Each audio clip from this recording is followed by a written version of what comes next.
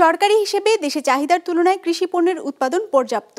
তারপরও চাল, পেঁয়াজ, আলু সহ বেশ কিছু পণ্য আমদানি করতে হচ্ছে, যার পরিমাণ বাড়ছে দিন দিন। বিশ্লেষকরা বলছেন, সঠিক পরিসংখ্যান না থাকায় উৎপাদনের প্রকৃত চিত্র সামনে আসছে না, যা ভবিষ্যতে কৃষিনীতি প্রণয়ন কিংবা আমদানি চাহিদার সঠিক হিসেবকে বাধাগ্রস্ত করবে। এমন বাস্তবতায় মাঠ পর্যায় থেকে উৎপাদনের সঠিক পরিসংখ্যান তুলে ধরা এবং তা প্রকাশ করার তাগিদ বিশ্লেষকদের। 250-টিরও বেশি ডিজাইন অপশন নিয়ে ওয়ালটন স্মার্ট ফ্রিজ, বোঝে আপনার প্রয়োজন। দেশে বছরে আলুর চাহিদা 90 লাখ টনের মতো, আর উৎপাদন হয় 1 কোটির উপরে। তবে ভোক্তা পর্যায় পর্যন্ত আসতে নষ্ট হয় 15% মতো, অর্থাৎ চাহিদা আর যোগান প্রায় সমান থাকে।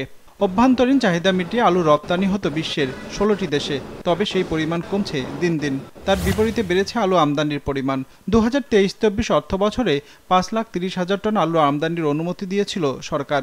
আমদানি করার কারণটা হলো যে বাজারে সরবরাহ পর্যাপ্ত এবং দাম বৃদ্ধি পাচ্ছে, স্বাভাবিকভাবে আমদানির উপর নির্ভর করতে হচ্ছে। এখন আমদানি যদি হ্রাস করতে হয় এবং আমদানি নির্ভরতা যদি একেবারেই কমিয়ে দিতে হয়, তাহলে উৎপাদন বাড়াতে হবে। একই অবস্থা পেঁয়াজের ক্ষেত্রেও। কৃষি সম্প্রসারণ অধিদপ্তরের হিসেবে গেল অর্থ বছরে দেশে পেঁয়াজের উৎপাদন হয়েছে 38 লাখ টনের মতো। ফসল তোলা আর সংরক্ষণ পর্যায়ে 5 থেকে 7 লাখ টনের মতো নষ্ট হয়েছে। সেই হিসেবে পেঁয়াজ থাকার কথা 30 লাখ টন, আর চাহিদা 20 থেকে 22 লাখ টন। বাণিজ্য মন্ত্রণালয়ের হিসেবে প্রতি মাসে গড়ে 1.5 লাখ টনের মতো পেঁয়াজের চাহিদা আছে দেশে। সেই হিসেবে উদ্বৃত্ত থাকার কথা অন্তত 10 লাখ টন। প্রশ্ন হচ্ছে, চাহিদার তুলনায় উৎপাদন বেশি থাকার পরেও কেন কমানো হচ্ছে না আমদানি নির্ভরতা? এগ্রিকালচার আমার মনে হয় যে সমস্যা আছে। এগ্রিকালচার আমরা সবসময়ই রেকর্ড পরিমাণ উৎপাদন করে যাচ্ছি কোনো বছরই আমরা আগের বছরের চেয়ে কম করি না, কিন্তু দাম বেড়েই যাচ্ছে। একই দশা রসুনেও। সরকারি হিসাব বলছে বছরে এই পণ্যটির চাহিদা 5.5 লাখ টনের মতো। বিপরীতে বিদায়ী মৌসুমে ফসল উৎপাদন হয়েছে 6.5 লাখ টনের বেশি। এরপরেও উন্নত মানের কারণে বছর জুড়ে চাহিদা থাকে চীন থেকে আনা রসুনের।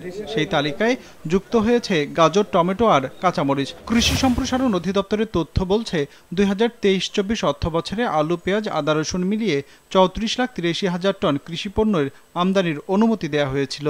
বিশ্লেষকদের ধারণা, মাঠ পর্যায়ে সঠিক পরিসংখ্যান সামনে আসছে না। উৎপাদনের যে চিত্র দেখানো হচ্ছে, প্রকৃত উৎপাদন তার চেয়েও কম।